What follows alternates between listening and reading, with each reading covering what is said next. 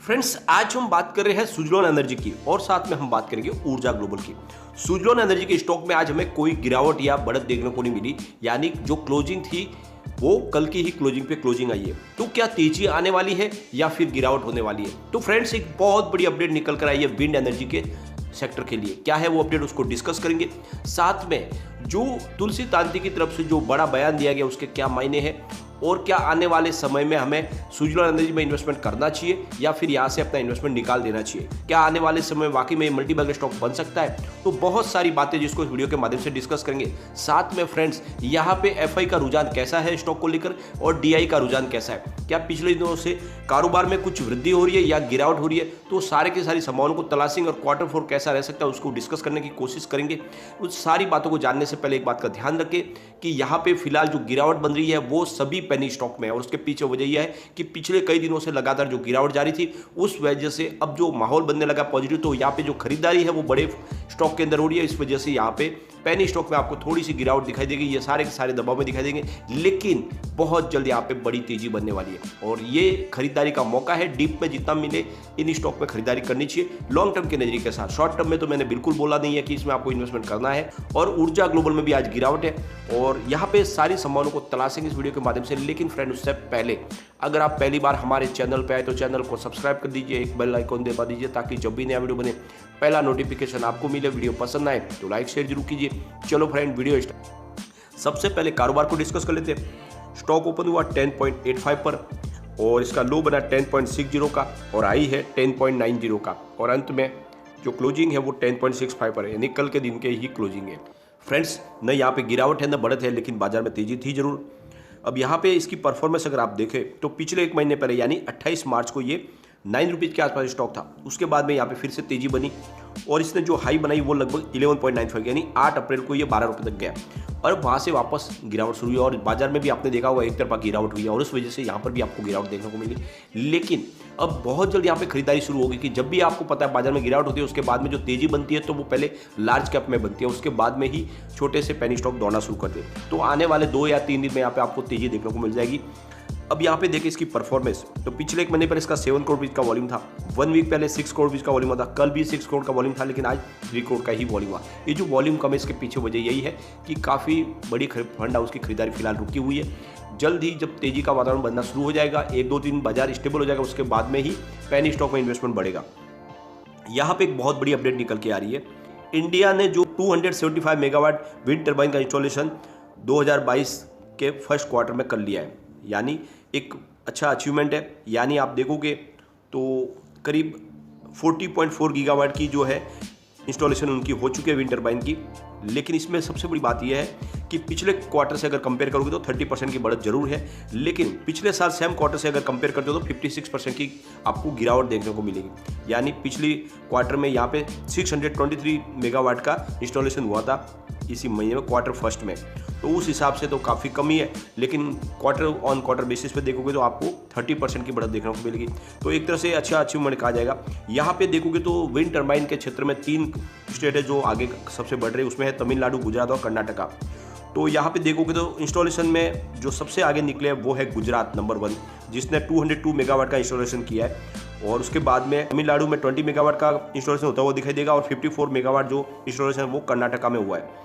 अब फ्रेंड्स, यहाँ पे बात ये निकल के आ रही है कि 2022 का जो टारगेट है 175 गीगावाट का वो करना है और 2030 तक के लिए 500 गीगावाट का टारगेट रखा गया है। तो जैसे कि सरकार ने भी कहा है कि आने वाले 2030 तक 50% जो भी ग्रीन एनर्जी का इस्तेमाल होना चाहिए बिजली के उपयोग में, यानी 50% फॉजिल फ्यूल और 50% नॉन फॉजिल फ्यूल का टारगेट रखा गया सरकार की तरफ से। तो ये अचीवमेंट पूरा हो सकता है क्योंकि विंड टर्बाइन का इंस्टॉलेशन तो जारी है। और यहाँ पे अगर आप देखोगे तो तुलसी तांती ने एक बहुत बड़ा बयान दिया है। उनका कहना है कि इस करंट ईयर में हम करीब 2500 मेगावाट विंड टर्बाइन का इंस्टॉलेशन कर देंगे और उनकी तरफ से कहा गया है, सरकार से बड़ी मदद मांगी गई है कि कम से कम 70,000 करोड़ रुपये का नया इन्वेस्टमेंट अगर आप करते हो विंड टर्बाइन क्षेत्र में तो इसमें बहुत प्रचुर संभावना है और इस क्षेत्र में हम बहुत कुछ कर सकते हैं। और आप देखोगे तो वो ये तुलसी तांती जो चेयरमैन है विंड टर्बाइन एसोसिएशन के, उनकी तरफ से बड़ा बयान दिया गया है कि हम इस क्षेत्र में आगे बढ़ सकते हैं, लेकिन सरकार से कुछ राहत मांगी है। कुछ सबसे बड़ी बात है उनकी तरफ से कहा गया है कि जो पॉलिसी है उसमें बदलाव होना चाहिए और सरकार की जब तक ये पॉलिसी में बदलाव नहीं करेगी तो ये तेज़ी नहीं आ पाएगी विंड टर्बाइन क्षेत्र में। तो सरकार की तरफ से उन्हें राहत की दरखास्त की गई है। अब आप देखोगे तो कारोबार तेजी से तो बढ़ ही रहा है। हिंदुस्तान में नंबर 1 है सुजलॉन एनर्जी विंड टर्बाइन के क्षेत्र में। यहाँ पे अगर देखें इनके रेवेन्यू में तो लगातार गिरा और इसी वजह से प्राइस भी गिरी। 2017 में देखें तो कंपनी को 12,714 करोड़ रुपये का रेवेन्यू मिला था। 2018 में घटकर 8,116 करोड़ रुपये रह गया रेवेन्यू और 2019 में इनका रेवेन्यू 5,024 करोड़ रुपये तक रह गया और 2020 आते इनका रेवेन्यू घटकर 2,972 करोड़ रुपये तक आ गया। तो आप देखोगे 12,000 करोड़ रुपये का जो रेवेन्यू था वो घटकर 2,972 करोड़ रुपये तक आ गया। तो बहुत ही ज़बरदस्त गिरावट हुई। लेकिन अच्छी बात यह है कि 2021 से फिर से यहाँ पे पॉजिटिव माहौल बनना शुरू हो गया, यानी इनके रेवेन्यू में पहली बार बढ़ोतरी हुई है। जो 2021 में 3,345 करोड़ रुपये का इनको रेवेन्यू मिला है। तो जो ग्राफ लगातार गिरा था वो 2021 में थम गया और इससे एक बात समझ में आ रही है कि 2022 इनके लिए बेहतर रह सकता है और यहाँ से फिर इसकी प्राइस में भी आपको बढ़ोतरी होती हुई दिखाई देगी। काफ़ी लोग कहते हैं कि इसमें शेयर क्यों प्राइस क्यों गिरी, तो इसकी वजह यही थी कि पिछले 2017 से आप देखोगे तो लगातार इनके कारोबार में गिरावट जारी थी जो 2021 में आके थम गई है और यहाँ से अब फिर से इनके बढ़ोतरी शुरू हो चुकी है। आप देखोगे इनके नेट प्रॉफिट और लॉस के ग्राफ को तो भी आपको अच्छे से समझ में आ जाएगा। 2017 में इनको 899 करोड़ रुपये का बम्पर प्रॉफिट हुआ था, लेकिन 2018 में 389 करोड़ रुपये का लॉस हुआ।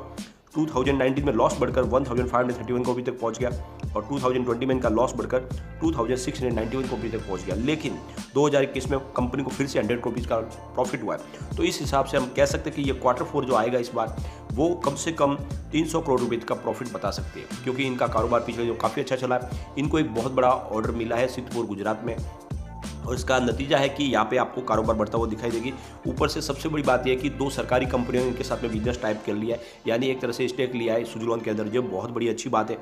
तो एक तरह से ये जो आने वाला जो इन्वेस्टमेंट है वो इस कंपनी को बहुत ऊपर तक लेके जाने वाला है। तो अगर आप इसमें लॉन्ग टर्म का नजरिया लेकर निवेश करते हो तो आपको कोई डरने की बात नहीं, ये स्टॉक आपके सारे सपने साकार कर देगा। यहाँ पे अगर आप देखोगे इनके प्रमोटर की होल्डिंग तो मार्च 2021 में 17.17% थी, जून 2021 में 16.52% हुई, सितंबर में 16.41 हुई और दिसंबर में 14.04 हुई, फिलहाल मार्च में 15.85% हुई। तो प्रमोटर की होल्डिंग घटी है लगातार। आपने देखा ही होगा बहुत सारी डील के माध्यम से माल भेजा गया प्रमोटर ग्रुप में से। इस बार जो ये होल्डिंग घटी है इसके पीछे वजह भी है कि इन्होंने काफ़ी अपनी होल्डिंग को बेचा है और इसके पीछे सबसे बड़ी वजह है इनका बढ़ा हुआ कर्ज। यहाँ पे एफआई की अगर हम बात करें तो लगातार होल्डिंग वो बढ़ा रहे। मार्च 2021 में 4.22% की होल्डिंग एफआई की थी, जून 2021 में 4.08 हुई, सितंबर में घट के 4.10 हुई, लेकिन दिसंबर 2021 में इनकी होल्डिंग एफआई की बढ़कर 4.85% तक पहुंच गई और मार्च 2022 में वो 5.52% तक पहुंच गई। तो जिस तरह से एफआई लगातार इन्वेस्टमेंट बढ़ा रहे, पिछले मार्च से आप देख लो कि इस मार्च में एफआई की हर क्वार्टर में होल्डिंग जो बढ़ रही है वो इशारा है कि वाकई में स्टॉक आने वाले समय आपको मालामाल कर देगा। यहाँ पे डीआई की होल्डिंग जरूर घटी है। मार्च 2021 में 16.53% थी, जून 2021 में 17.71 हुई और सितंबर 2021 में 17.05 हुई, दिसंबर में 14.61% की होल्डिंग और मार्च में 2022 में 13.57% की होल्डिंग।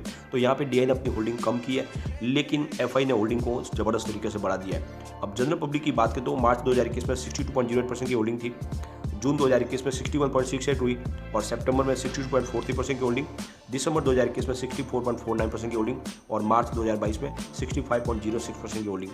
तो यहाँ पे जनरल पब्लिक की होल्डिंग थोड़ी सी बड़ी है।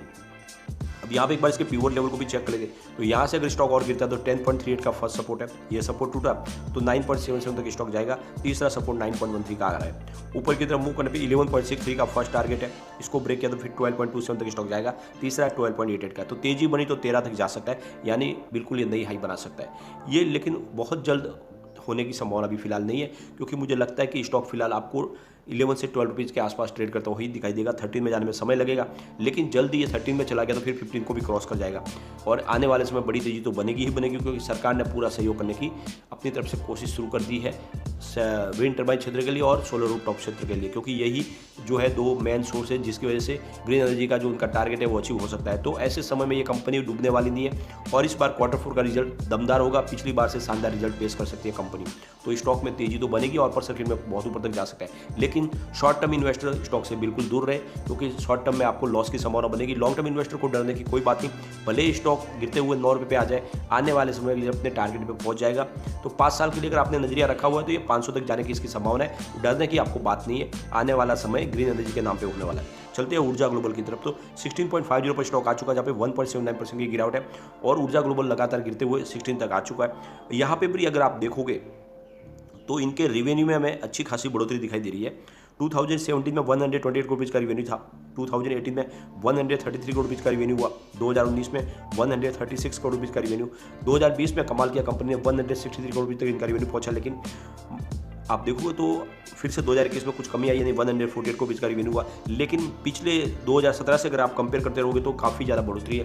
तो ओवरऑल कंपनी का कारोबार अच्छा है और इस जब कंपनी ने अपने कारोबार को भी बढ़ाने की शुरुआत करी, जैसे कि ईवी बैटरी के निर्माण में बहुत तेज़ी से आगे बढ़ रहे हैं, ईवी व्हीकल का निर्माण भी शुरू कर चुके हैं और भी उनका जैसे सोलर रूफटॉप का काम तेज़ी से आगे बढ़ रहा है। स्ट्रीट लाइट में तो ऑलरेडी वो बहुत बड़ा नाम है, तो इसमें निवेश किया जा सकता है। एक बार इसके पिवोट लेवल को चेक कर लेते हैं। यहाँ से अगर स्टॉक स्लिप होता है तो 16.57 का फर्स्ट सपोर्ट है, ये सपोर्ट टूटा तो 16.33 तक स्टॉक जा सकता है। तीसरा सपोर्ट 15.92 का है। ऊपर की तरफ मूव करने पे 17.22 का फर्स्ट रेजिस्टेंस है, इसको ब्रेक किया तो फिर 17.63 तक स्टॉक जा सकता है।